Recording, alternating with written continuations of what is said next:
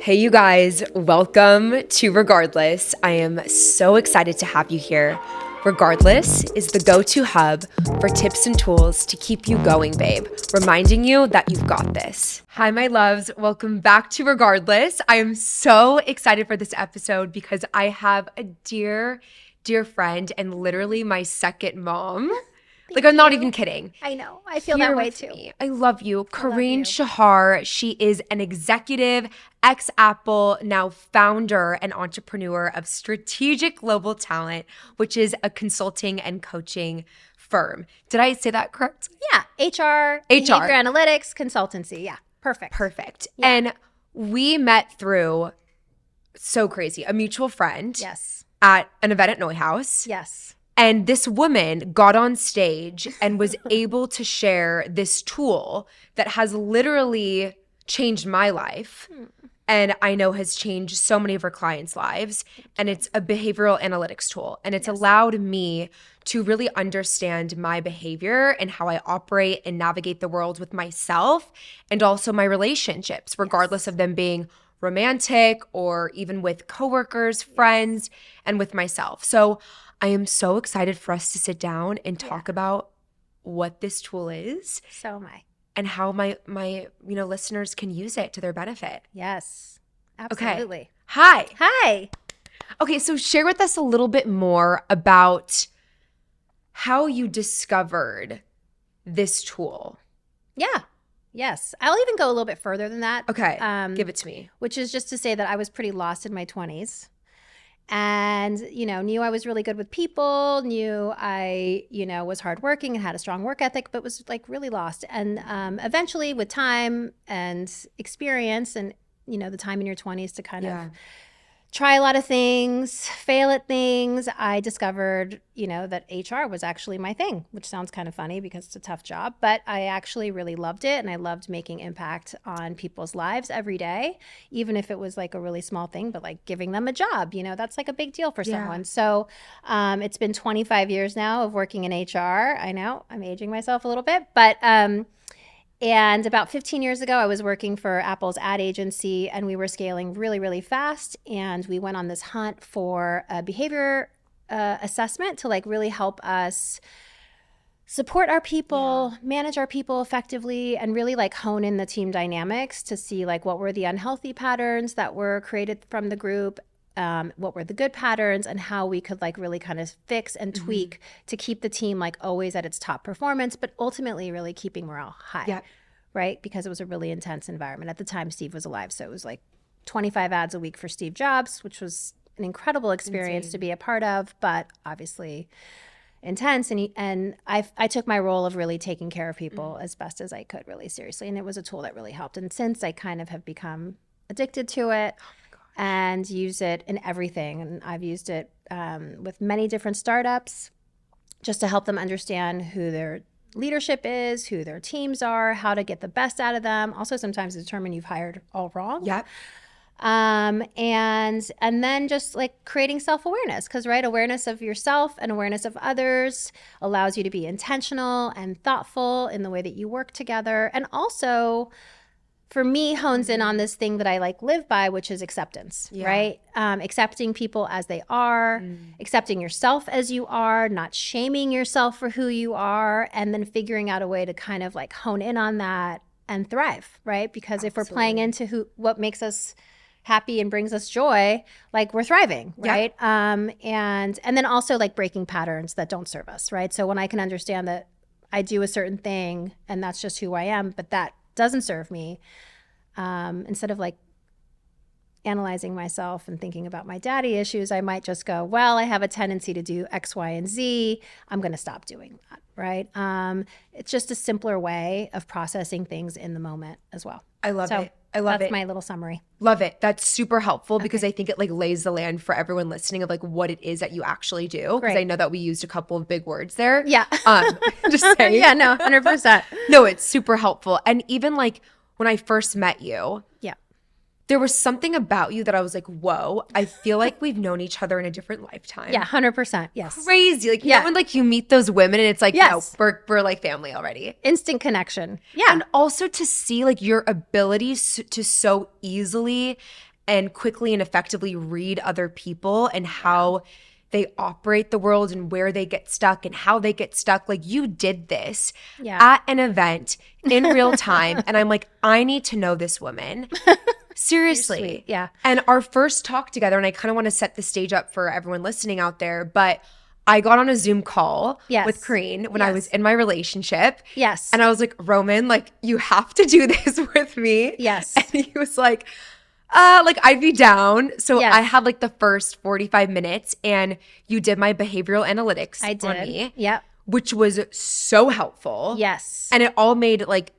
It all aligned perfectly. Do you remember like some of the top? Yeah, I remember your PI perfectly. And I don't want to give away too much. I don't want to influence people who end up taking it, but you had this very ambitious spirit, right? So you're like incredibly driven, incredibly ambitious, really big visionary. You always start with the why and the big picture, which is like a classic entrepreneurial spirit, and very creative, very comfortable with risk, really high on the need to connect. Like, what was really cool about you is like your need for controlling things is like aligned with your need to connect with people. And so you will lead, but through your relationships and through being people-centric, which is, I think, a lost art sometimes, and also highly impatient, right? So what's funny about that is when you think about how much you're trying to accomplish and how much pressure you put on yourself, it like all aligns with who you naturally are, right? So there are those moments where for you, and I said this to you when we spoke, is like you kind of have to accept that it's going to take a little bit of time. Yeah. And the more you can accept that it's going to take time, it won't feel so bad because you have a North Star and you're clear on that. Yep. And it's all about finding that purpose or the outcome to like give you, to like allow all the other little stuff that comes in between that purpose to happen, because that's just part of the process, right? So yeah, it was a really amazing conversation, and obviously it totally aligns with what I had already experienced from you, but crazy. But we didn't know each other, right? So I was a total stranger telling you all about yourself. And there's something that happens in that moment where you're like, whoa, you feel seen, right? That was how I felt when they took me through my results. I was like hysterically crying because it was like, I'd never talked about. It's stuff that you don't talk about too. No. And then you can better understand yourself and why things trigger you, or why you and maybe your partner keep on falling in the same patterns. Pattern. Yeah, exactly.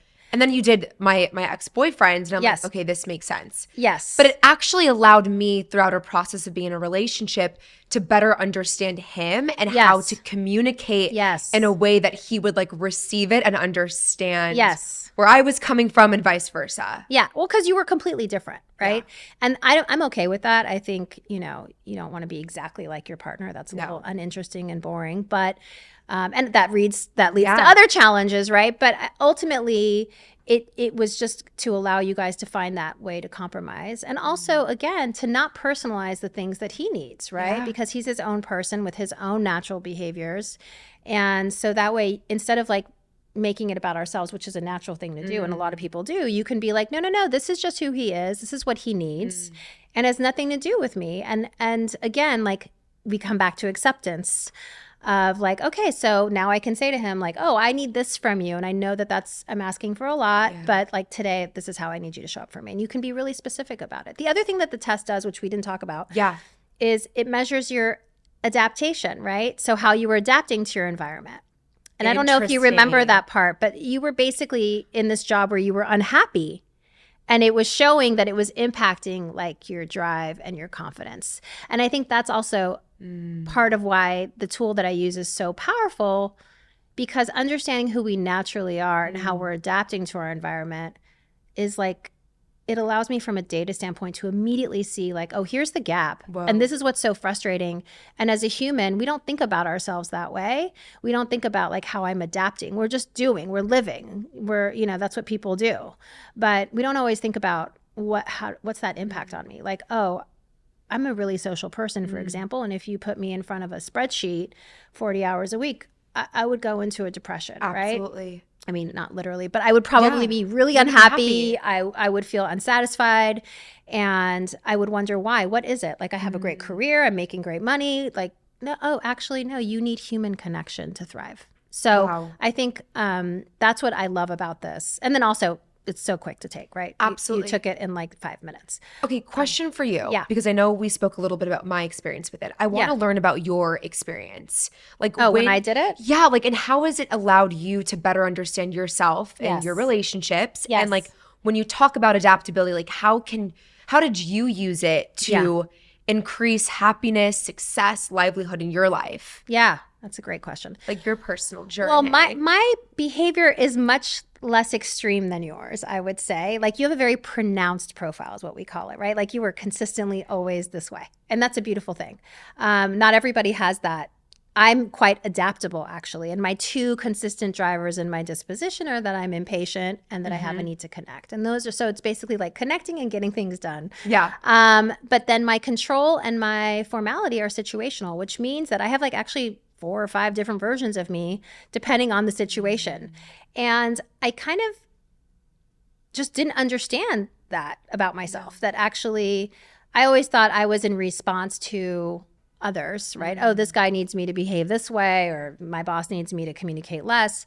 But this really allowed me to understand that that's really natural for me to adapt to every environment. And that actually that adaptability sometimes hurts me because I can be too accommodating. Whoa. Or I can want to fix everything for everybody because I just want to take care of everybody. And that was like behavioral patterns that were not healthy because I am a fixer and I will solve everything you could possibly imagine. And but I can't do that anymore. No. It's just like not a healthy place, right? I can't solve everyone's problems. But I would say at about 10 years in my career, I discovered, no, I'm going to empower, or 12 years probably, if I'm being specific, I'm going to empower people to solve their own problems. And I think that's when this whole thing really took off for me because I realized that using the tool, I can teach people how to solve their patterns, positive or negative, and help them get to where they want to be, playing into their natural strengths. And so I think that's how it helped me because and then it made me realize like, oh, I can be entrepreneurial and risk taking. And so I left Apple. Steve had passed, everything kind of changed. And then I started my own business. And then I have gone in-house in big Hollywood companies or big e-commerce companies. And I've done that. And then I've also gone back to being a freelancer. And I think what I love about it is that I can do the stable job, but I can also do the entrepreneurial stuff. And it's really dependent on who I'm showing up as that day. And the other thing that's really helped me be is just like intentional. Like in the morning, I look at my schedule. I think about who am I showing up as today? Who do I need to be? Who do I need to bring? Who does my client need from me? Because different clients require different versions of myself. Yeah. And so that's how I think about it. I think about that little chart that I see, and then I, pull the levers. And that's what I help people do. Like I get them so hooked into the PI or this tool, I should say. And so then what ends up happening is as they are living their life, I make them hang it somewhere so they can see it every day. And so that way they can go, oh, I did that thing again, where I was impatient. And actually, had I played the long game, I probably would have ended up where I wanted. Whoa. Right? Wow. Right. So is it like kind of looking at like your strengths and weaknesses? I mean, because every strength or every superpower there's a dark side. Of course. Yes. Of course. Your strength is also your weakness. Like my impatience can be a beautiful. Weakness. Yes. But it can also like hurt because what I did learn also is that I have from the assessment is that I have a very high cognitive. I'm moving much faster than average people, like 30 to 40%. I feel that deeply. You have the same thing.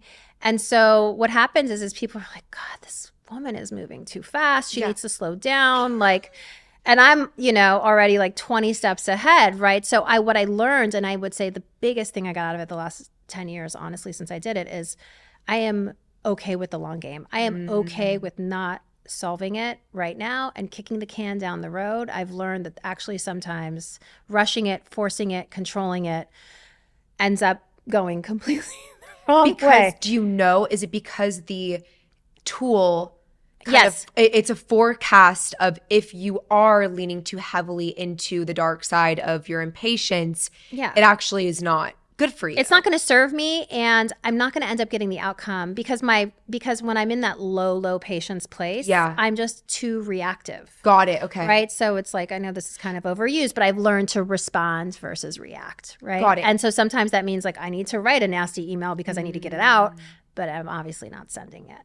And I might decide to never send it because actually there's no purpose. It's just my reaction. Wow. So it's like really taught me mental resilience, discipline, just being really intentional, and again, acceptance. Like for me, those are like have been really useful. Amazing. Yeah. So I'm obviously hearing that it's played a magnificent, huge role in your, Yes. obviously in your career, because I think Yes. it's allowed you to like expand like what is possible. Yes, That's absolutely. super cool. Yes, it's so cool. And I also love what that. not to do, right? Like, oh, I don't want to do that project. It's totally not what In I'm gonna- alignment. in alignment with who I am. And where I want to be. Exactly.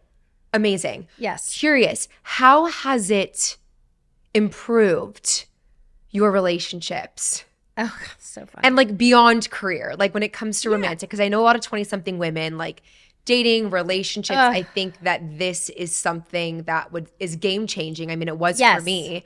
But when we hear a lot about like communication is everything, right? Like in a relationship. Depends on the person. Okay, let's talk about it. Yeah. So I would say in dating and in relationships, it's quite interesting, right? Because I when I am in long-term relationships with people, I have them take the test. Not because I want to know everything about them, but more so that way I can play into their strengths, right? And also not personalize things because, you know, women, we get in our heads. 100%. It's unavoidable. It's just who we are. It's okay.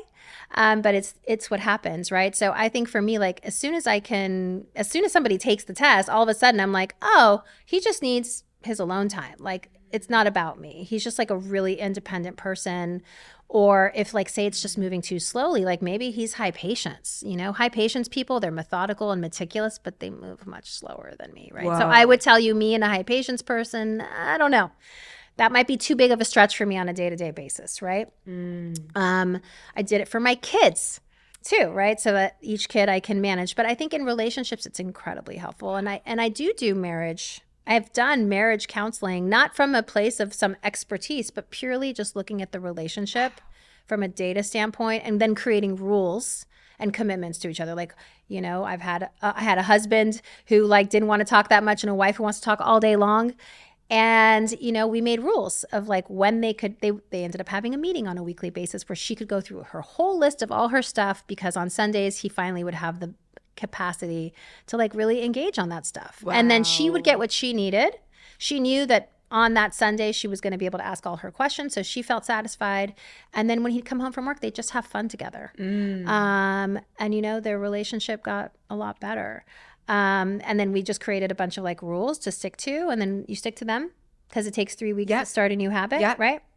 You stick to them. Maybe you do one new rule every 3 weeks just to not overburden yourself with too much change at the same time. And then you can get into this like groove but you have to want it. I mean, I can't say this enough. I think a lot of people love to victimize themselves. And, you know, at a certain point, like I am all about 100% radical accountability of self. Right? What was my role in that? What could I have done differently? So at a certain point, like, you know, it's okay to be like, oh, this really sucks. And it hurts. But at a certain point, you have to just say to yourself, no, but I'm going to hold myself accountable of maybe what I could have done differently in the situation to have a different outcome. And that's goes back to the thing I was talking about, the long game, right? Like that's how you learn. You fail. And you say to yourself always, that's how I cope with self-criticism and shame. And I definitely an overachiever and have shamed myself before.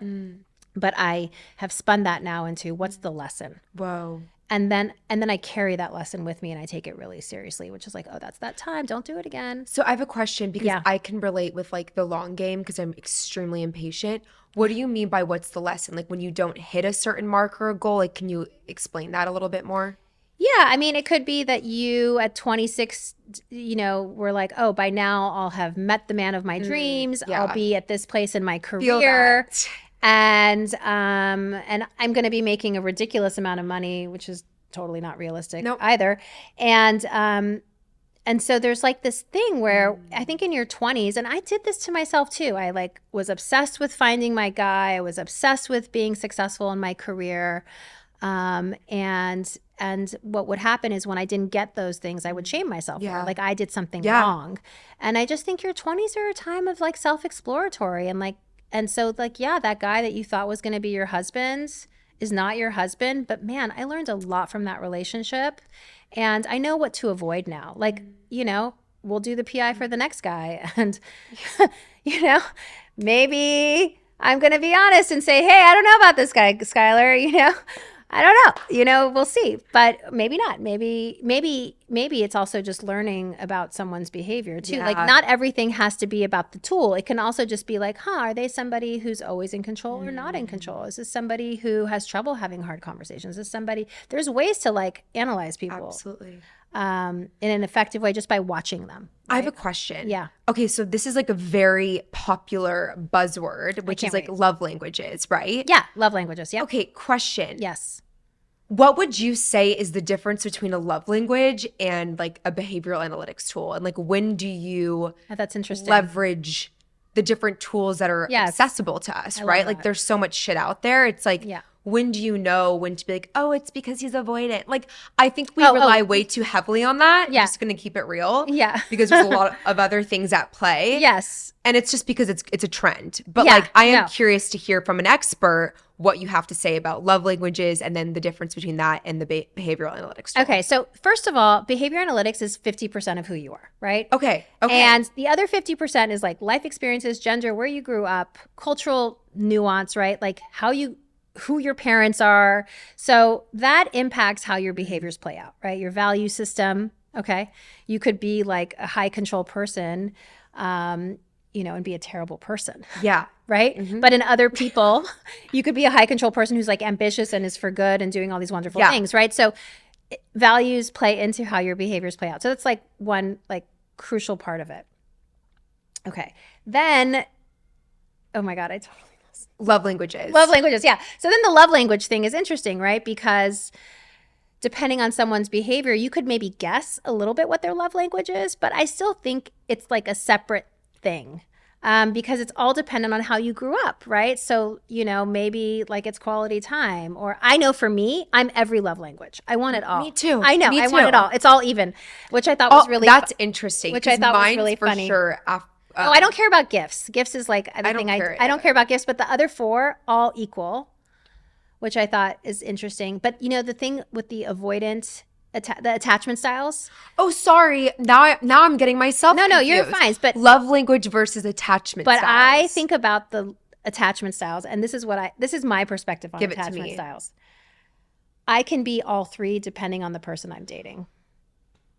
I can totally have insecure attachment. It's avoidant, anxious. Yeah. And, anxious attachment. Okay, so I can feel anxious. I can have anxious attachment if someone is making me feel anxious and not feel safe. I can have secure attachment if they know how to have a healthy relationship. And you know what? I can be avoidant when the person is just a total creep and I don't want them anywhere near me. And I also think it depends on like what season or space you're in. Like we're changing all the time. Like I don't think we should put so much power and meaning into the attachment styles because there's so much more at play. Yes. And I think that's why I love your tool. Yes. Because I think it allows you to look at so many other pieces to the puzzle. Yeah, absolutely. And you're right about timing. It's like post my divorce, I was very avoidant. I was like, last thing I want.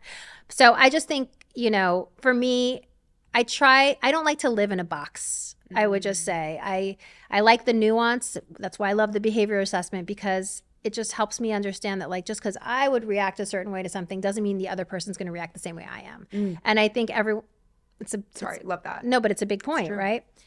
We'll be like, why wouldn't he have called me? Like I know he, we had a great time the other night. Well, maybe like he just wants to hang out with his friends tonight and he needs a little recovery alone time and that's part of his profile and it's not about you.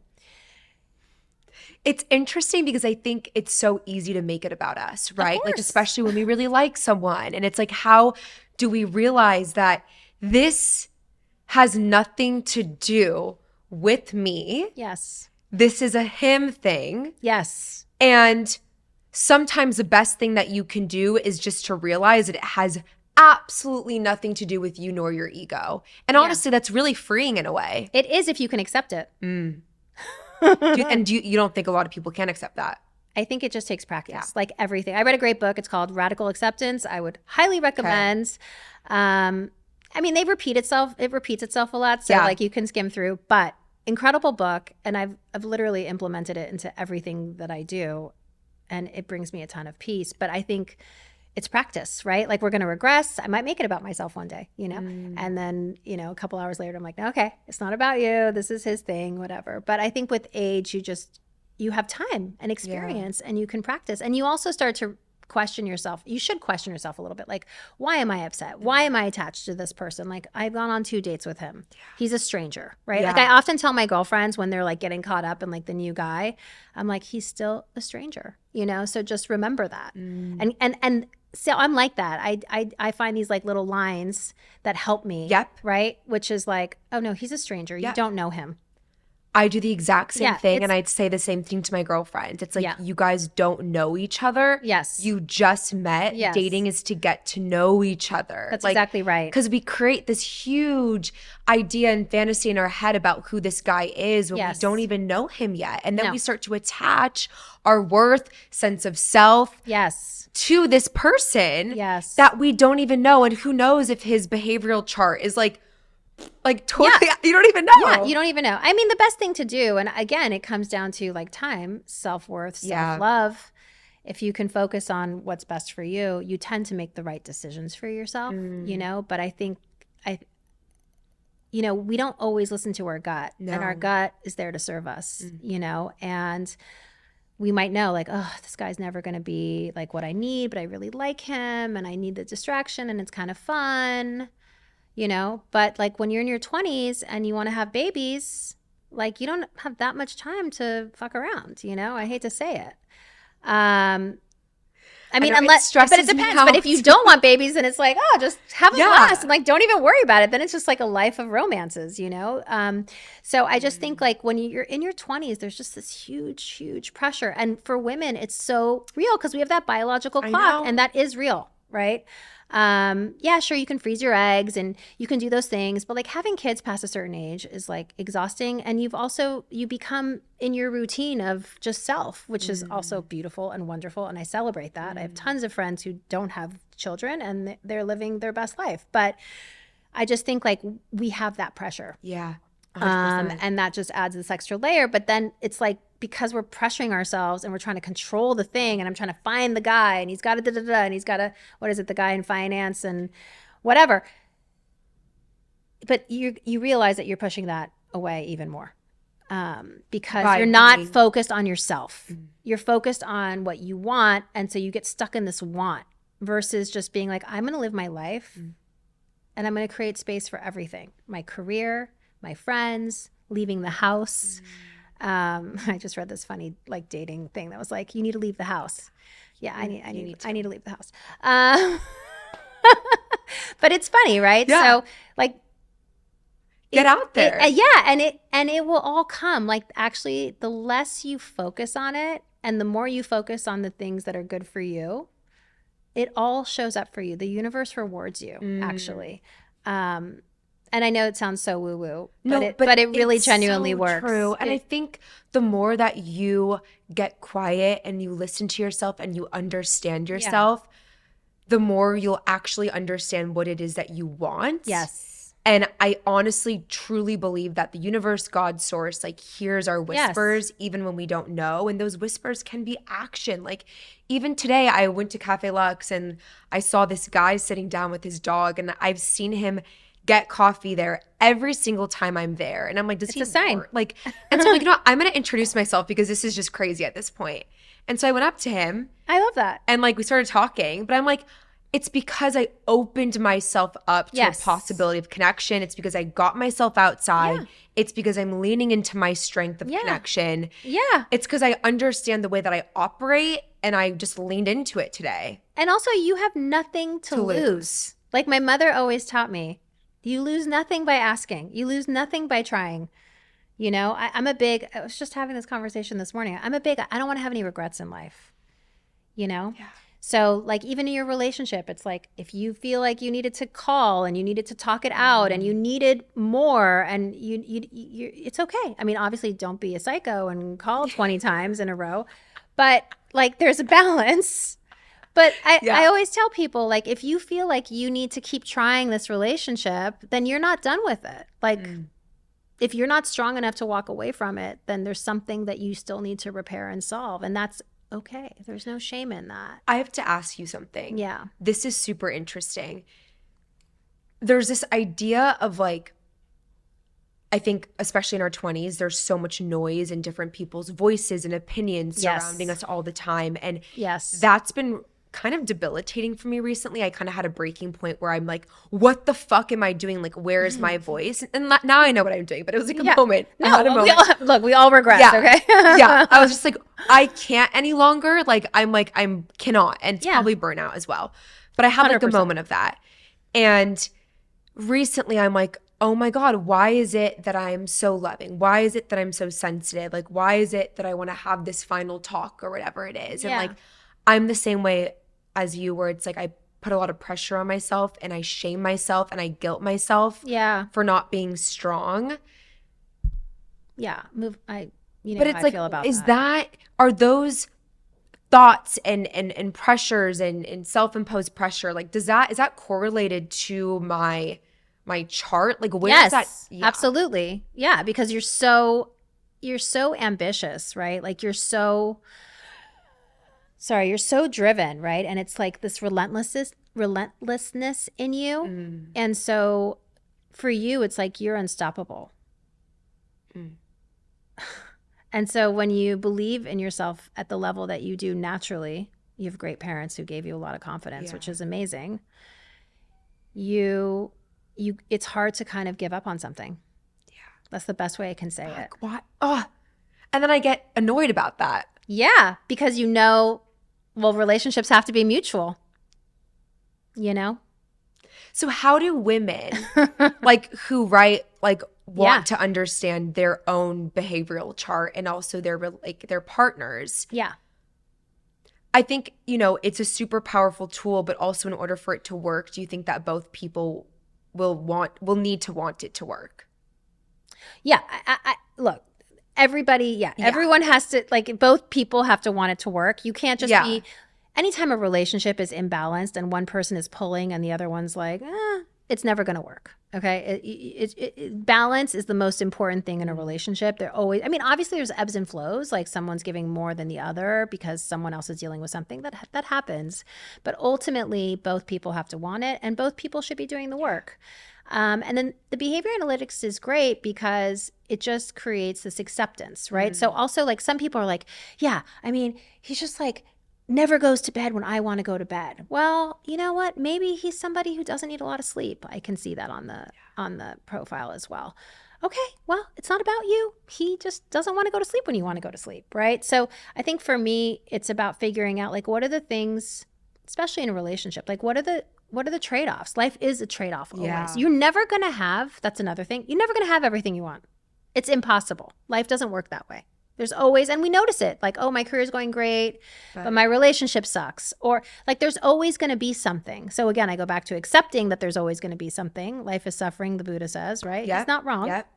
But through that suffering comes growth and experience and wisdom and acceptance of who you are, and that like, you're going to fuck up sometimes. You're going to regress. You're going to be somebody that you're not always into. And you know what? You're going to be sad and you're going to cry and you're going to be down, and it's normal. I would be worried if after everything you went through, you were like, whistling away. Like I would be concerned. I would say, what drugs are you taking? Yeah. Like what is happening, right? So I'm a big believer in feeling the emotions. And then at a certain point, it's like released from me. Yeah. Right. But I'm not big on moping. So I allow myself a little bit of time to mope. I mean, I have kids, so I don't have like the luxury of just hiding out in my house for a week and doing nothing. They are a huge inspiration for me every day because I want to show up for them. Absolutely. But I just think like feel the emotion and then learn from it. That's what gets me through the emotion is, okay, what's my lesson? And then once I find that lesson that really made it like, oh, that's the lesson. And then I'm able to just release it and move forward. But again, years and years of practice, right? Like I'm simplifying things that have taken me a long time. One of the things that I love for this is the 5-minute journal. You can get it on Amazon for like $15. Intelligent change. Have you seen this? Of course. Yeah. So the 5-minute journal, it takes 5 minutes. Amazing. You write your three goals for the day, 3 intentions of the day. You write your mantra for the day. I always write the same mantra, which is I love myself as I am. Regardless. Exactly. Sorry, we've been needing to use that No, word. we're chilling. And then you at the end of the day, you write the 2 things that went really well and the thing you could have done better. And what I like about that, I'm big on accountability. I said that earlier, but you have to hold yourself accountable. No one else is going to do it for you. And also, like, it's not about them. It's about me and what's best for me. And if, like, I need to stretch every night before bed, and that's always the thing that I don't do. It's so bad. But Are you supposed to? I feel like I should. I feel like I'm getting older. I mean, and like if it makes you feel good. I don't know, so my new thing is taking a magnesium bath. That's like my way to relax. And I stretch in the bath, and that's great. But my point being is it could be that this thing that you've been trying to do into your life, you don't. And so every night you can say, well, I didn't stretch again tonight. But it's okay.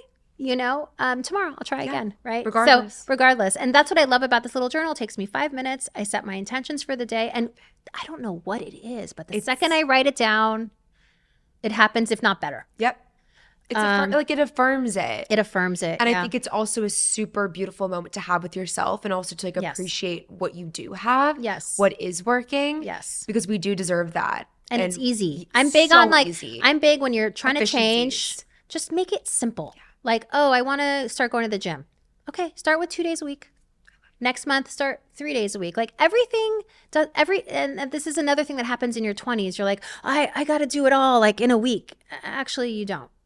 You could create like a plan that lasts for 12 months. And every month you're tackling one thing. And you know what? There's serotonin. Yep. You're going to get that boost in your brain. You got it done. And then maybe next month you do 2. Or maybe you just stick to the 1. But every month you're moving forward towards the ultimate goal, right? It's you got to enjoy that part of the journey, and understand that if you try to do everything too quickly and it fails, then that is going to feel bad. Yeah. Okay. 2 last questions for you. Ask as many as you want. Okay.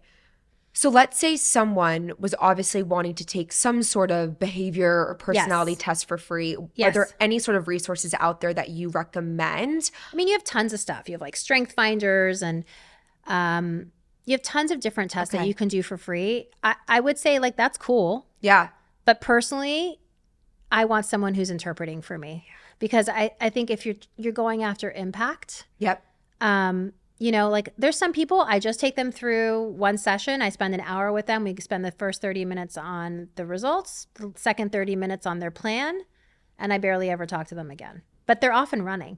Wow. And I'll hear from them like 6 or 9 months later to be like, that 1 hour call changed my life. I mean, our 1 hour call with it changed my life. When have we ever done a follow-up session? Never. But now we're like family. But every time we hang out. You get me. I get you, and it comes up. Yeah, and I'll say like, well, that's why this has happened. Yeah. Right? So, and even in your breakup, I was able to really support you with like the acceptance of the fact that maybe not the right match, right? Great guy. Yeah. Great guy. Love him. Yeah. But not a match for you.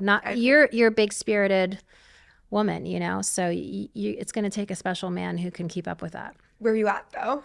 Yeah, well, he's going to come when it's meant to happen. You're still young, you have time. There's no rush. Enjoy it. I say this as a divorced woman. Like literally, there's also no rush. But they're like not really. There's no rush. I think again, if you just like kind of let go of the rush, because I'm impatient. Yeah, and so you think you like want it, but actually right now, like you don't need to deal with that. No. Actually, what you need to focus on is regardless, and building this company, and it's going to do amazing things, and it's going to help so many people, and that is going to fill your heart up, honestly, more than any man. I have to be honest. This is my baby. This is my husband. Yeah. It's my soul. It brings me so much, every single like feeling of love and companionship you can feel in one. It feels right. Yeah. And you know what? There's something to be said about that. Yeah. Yeah. When something feels right, you're not thinking about it. You're not worried about it. It just clicks. And I would say to all the, young women out there, like when I met my husband at the time, my ex-husband now, but I knew. It was like obvious, and it wasn't complicated, and it was simple, and we aligned on everything. And, you can't predict the future, right? But We're great co-parents. I consider him one of my best friends. We talk every day. He's a wonderful person, and he's a wonderful father to my girls. And I'm super grateful. And he came into my life, and it didn't work out the way I planned. Yep. Right? But regardless, we have incredible kids. Incredible. I know, they loved you so much. Family. And we co-parent really well. And life turned out completely different than I expected. But I'm really satisfied, and peaceful is the word that I use. Like, people are always like, I want to be happy. And I'm like, happy is a temporary emotion. For me, I want to be peaceful. I want to have peace of mind. And that means like acceptance and understanding myself. Really, like, obviously I'm big on therapy. I have my therapist every 2 weeks. I love her. But when I'm in the moment of like work or dealing with whatever, I'm not going, oh, that's because my dad did da da da. Or my mom, I'm thinking, oh, that's my impatient kicking in, or that's me wanting to control the situation and I can't control it, right? So I can immediately check myself and pivot, right? And so I can spend more time with people. Like, we can do every month a session where I'm holding you accountable to the goals that you want to hit. Sometimes we need an accountability partner. Absolutely. 100%. I have that. I have a girlfriend. We hold each other accountable every day, and it's 100%. Great. And we can, and that's great. Because you don't have to do it. Highly recommend. Yeah. Highly recommend. Yeah, I'm big on that. Ever since the fires, I have like this that's what people are saying. I have like teary eyes. It's beautiful though. Thanks. Okay, now fill in the blank. Okay. And this is like kind of like your affirmation. We're marking our stance for today's episode together. Yes. Regardless. Yeah, regardless. Of blank, I am blank. Oh God. I would say, regardless of the noise around me, I am peaceful.